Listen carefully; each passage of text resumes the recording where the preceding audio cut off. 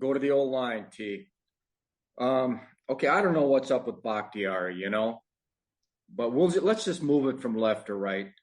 I thought, general comment, I thought the whole group, coached by Luke Butkus and with Stanovich, his predecessor as O-line coach, his OC, they kept getting walked back. I've never seen a Green Bay line give up that much ground. And they were on roller skates, T. They looked weak. They didn't look very strong. That's Gizzy in the weight room. He's in charge of that. Lavat's the assistant. Man, across the board, all these people got walked back way too much. And we're talking about glass eaters and junkyard dogs. That's what Detroit was putting on these guys. Wow. I mean, that pocket was collapsing in his face, in Love's face. All right, let's start with Rashid Walker. Now, I haven't seen the last two games, right? I liked what Bakhtiari did in the opener.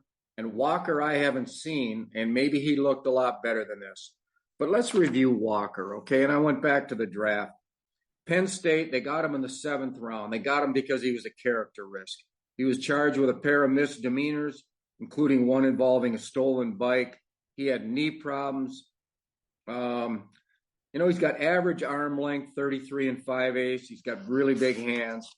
What did a couple scouts say? One guy said our scouts didn't like him. Another guy said he's got physical talent. There's just a little concern about who the guy is, the mental, his football character stuff, and if he's going to be long enough to be outside. Tape is good, but through the process, more questions have come up. He's hit or miss. There are really good plays and really bad plays. Another guy said he is supremely gifted, but has zero intestinal fortitude. Lazy. He is an eternal F up. He's got no confidence and he's got no heart. He's a mental midget, but he's going top 100 in the draft. Well, the guy didn't go top 100. He went 249. All right, so he's out there at left tackle. I mean, he's got Charles Harris over most of it, more than Hutchinson. And Charles Harris has been really average this week. But again, this guy is a physical junkyard dog, and he got after Walker. He got walked back. Walker can really run. He's fleet of foot. But, man, Nijman must have really dropped off. For him not to be on the field in this game, Nijman was inactive, right, T? Yeah.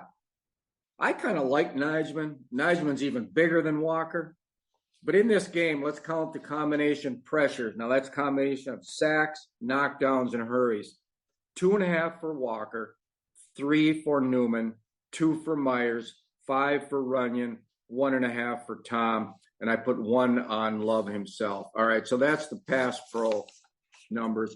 So Walker, I think he played far better than this, but in this game against Harris and Hutchinson, he was brutal. All right, let's go to the left guard. They got to get Jenkins back. He's so much more stout than Newman. Newman used to start at right guard when I was doing this full time, and didn't really like him that much then. Again, he wasn't firm. He was late helping out on a sack. I don't think he's that alert. Newman is 6'5", 310, ran 5.14. He played a lot of tackle at Ole Miss. 15 on the test. He's got really small hands, 9-inch hands. Maybe that hurts him on trying to stop people, but he's a backup is what he is. All right, the center, Myers. He's tall. I mean, this is like a broken record. I think he plays stiff-legged. I mean, right away, he fails to reach Akeem McNeil, who was on fire, and it's a 3-yard loss. He was late off the ball. That was, I think, in the first series. He's late a lot. He's late in pass pro on fanning and helping. He's got a good test score, 32. That led the centers that year in 21. But I don't think he plays that fast. He's got short arms, 32-inch arms, which is a real problem at 6'5". I question if he's really a starter. I kind of think right now in his third year he's going to have to be replaced. They would, I'm sure, disagree with that. They see he's going to improve. Corey Linsley came out of that school. Myers is no Corey Linsley. He did have a great block in space. That was very obvious when he KO'd who's 55, Derek Barnes, the Purdue backer. I thought he had a losing effort in this game. All right, let's go to Runyon. It's one of the worst games I've ever seen him have. He gives up a sack on the stunt. He could not handle John Kaminsky, the ex-Falcon, who is another glass eater. Kaminsky's a guy who's been cut.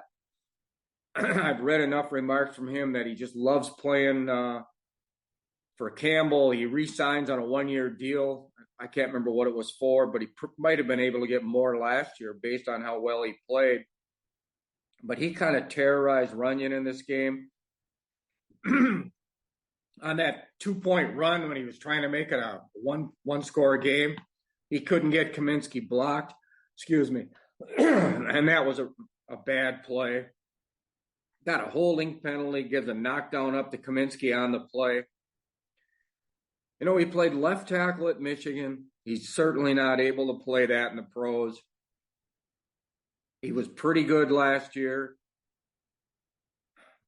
And he's better than this. I like him. Do I like him better than Myers? I can't say that. They're a horse apiece. I don't know who the Ryan guy from UCLA who got suspended last year for steroids, I think it was. He's a 3rd-round pick. I really would like to see him. I thought they had, after this game, I questioned their depth. Going into this game, I liked what Gutekunst had done with the O-line. He's got 2 guys down with injury. All right, let's go to Zach Tom. I think he was the best of the bunch. He played okay. There was a lot of chip help Stanovich and LaFleur gave against Hutchinson over on that side.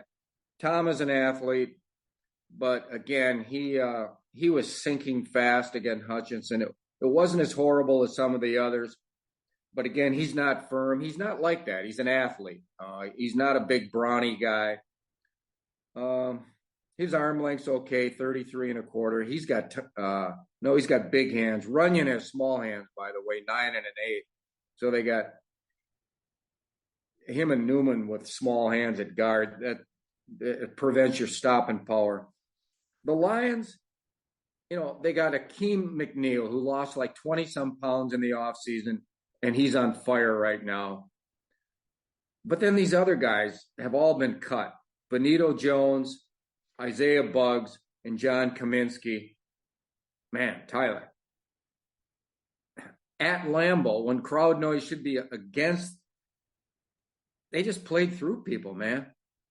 And on Wazirki, a 2nd-round pick in 21, he didn't play that much in this game. He played only 10 snaps, but he has had some impressive snaps this year. He can't even really get on the field. So they got McNeil making plays inside with athleticism in the passing game, and you got Buggs and Jones just holding firm at the point. Green Bay couldn't move the ball on the ground.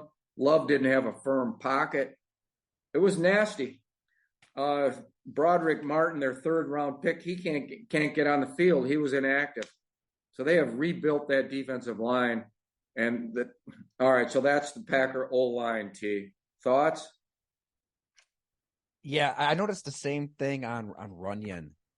You're watching this line a lot more closely than me, obviously, but there was a play. I believe it was... Yeah, it was actually the 4th and 9 that Love completed. And he had Hutchinson right in his grill. And it's because John Runyon, I think he just passed Hutchinson off to nobody.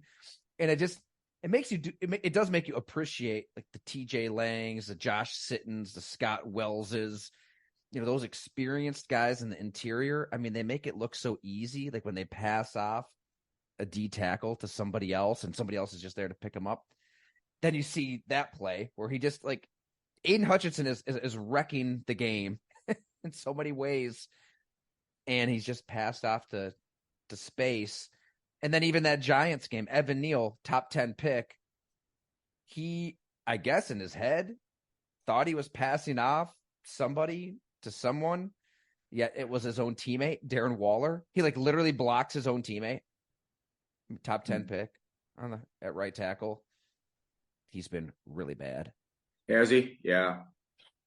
Yeah, I mean, I think that Daniel Jones is responsible for some of those sacks and himself. He's got to be better, but yeah, you expect more out of a top pick like that. But it does make you appreciate the linemen who intellectually can just make those snap decisions because everything happens so fast. And these guys, it's always good to remember too.